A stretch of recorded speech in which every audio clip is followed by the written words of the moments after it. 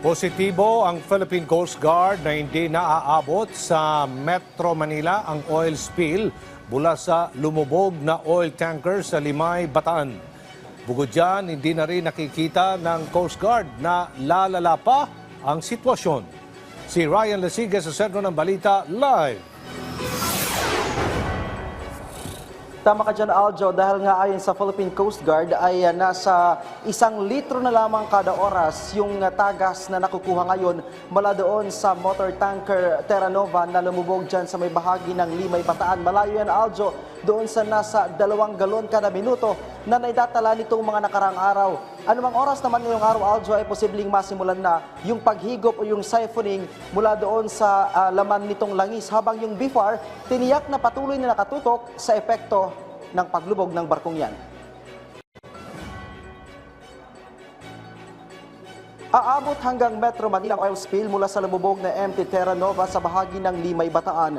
Ito ay kung pagbabasehan, Aljo, ang oil spill trajectory model forecast ng University of the Philippines Marine Science Institute. Lumalabas sa kanilang trajectory na ngayong araw, July 30, nasa NCR na ang oil spill. Pero ayon sa Philippine Coast Guard, hindi na nila nakikita na aabot pa ito dito. Hindi na rin daw nila nakikita na lalala pa ang sitwasyon kaugnay sa pagkakaroon ng oil spill. Sa ngayon kasi, 1 litro ng langis na lang ang tumatagas mula sa barko. Malayo ito sa dating 2 galon kada minuto. Resulta daw ito, Aljo, matapos maselyuhan ang pressure valves at high-level alarm sensor ng MV Terra Nova. Pero sabi ng PCG na may nakitang oil spill na rin sa bahagi ng Hagonoy at Cavite. Agad naman nilang nilinaw na manipis na langis o sheen ang nakita sa mga nabanggit na lugar, bati na rin sa aerial inspection ng PCG.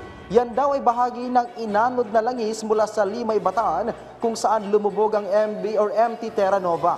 Pero ayon sa iba yan, Aljo, sa litratong ipinakita ng grupong pamalakaya sa bahagi ng Tanza, Cavite. Sa litrato makikita ang malawak na karagatan na may halong langis na tila kulay itim. Sa kanilang post sa X o yung dating Twitter, kanilang sinabi na nagising na lang yung mga residente sa Tanza, Rizal na nakakaamoy ng distinctive odor na inuugnay sa oil spill.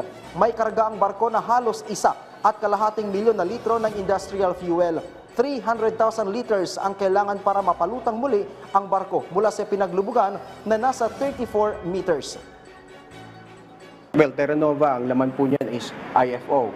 So, heavy oil po yan na yun nga po yung iniiwasan natin na kumalat talaga. And ang kagandahan naman po ng situation natin sa Terra Nova is that 34 meters deep lang po ito compared po sa Oriental Mindoro na na-mention kanina ni Governor Dolor na 400 meters. We are not capable of conducting a diving operation or verify the situation. Aljo, ang BFAR naman tiniyak na nakatutok sila sa sitwasyon. Kinumpirma din ng BFAR na may napabalita ng oil sheen sa bahagi ng Tanza, Naik, Noveleta at Rosario. Ang mandato po ngayon ng BFAR ay siguraduhin na patuloy ang assessment and evaluation patungkol doon sa kaligtasan sa pagkonsumo ng isda doon sa mga apektadong lugar.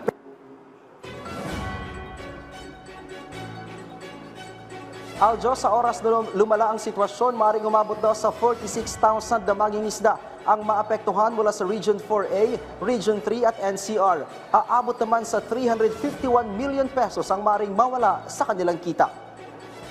Kami papasok kung may mga nasirang lambat na nakaapekto sa kabuhayan ng mga mangisda, ang BFAR po ay handa na magbigay ng suporta sa ating mga mangisda upang makabangon po sila.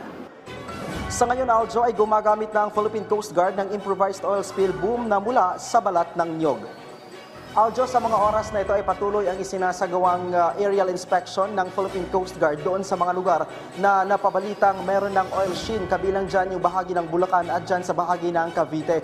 Ang Department of Health naman, Aljo, ay araw-araw nang kukuha ng sample mula doon sa mga poso mula dyan sa Limay, Bataan at iba pang bahagi ng Bataan para matiyak yung kaligtasan ng mga residente, partikular doon sa kanilang iniinom na tubig. Aljo.